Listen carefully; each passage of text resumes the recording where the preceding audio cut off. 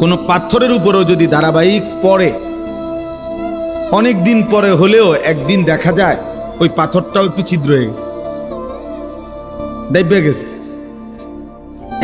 মানে পাথরকে পর্যন্ত এই পানি, অথচ বৃষ্টির পানি হাতে নিলে কত পাতলা, এত কোনো ওজনে নাই দেখতে, কিন্তু এটা পাথরটাকে ছিদ্র করছে ধারাবাহিক।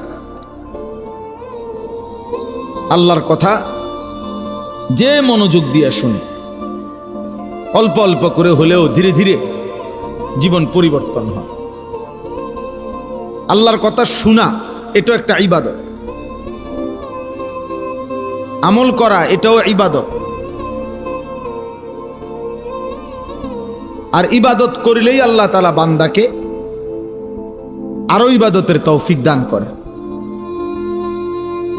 এই জন্য প্রত্যেকের উচিত, এই ছেলেরা তোমাদেরও বাবা, বাস্তব কথা হলো এটা উচিত, সব সময় যদি একটা মানুষ গাফেল থাকে, যে সারাক্ষণই মানে এলোমেলো, সারাক্ষণই হাসে, লাফায়, হাঁটে, চলাফেরা, তাহলে এইটা তো আসলে একটা সুস্থ স্বাভাবিক মানুষের কাজ হইতে পারে।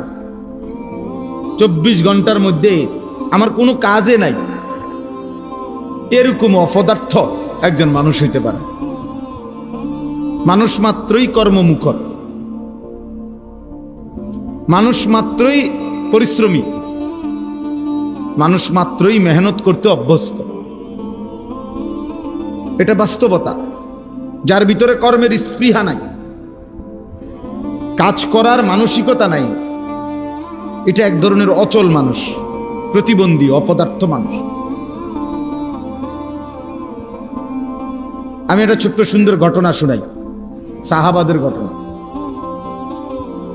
আমাদের প্রিয় নবী সাল্লাল্লাহু আলাইহি ওয়াসাল্লাম, সবাই মনোযোগ দিয়ে শুনে, নবীজি সাল্লাল্লাহু আলাইহি সাল্লামের একজন সাহাবী, বিখ্যাত সাহাবী হযরত আব্দুর রহমান ইবনে আউফ রাদিয়াল্লাহু তাআলা আনহু।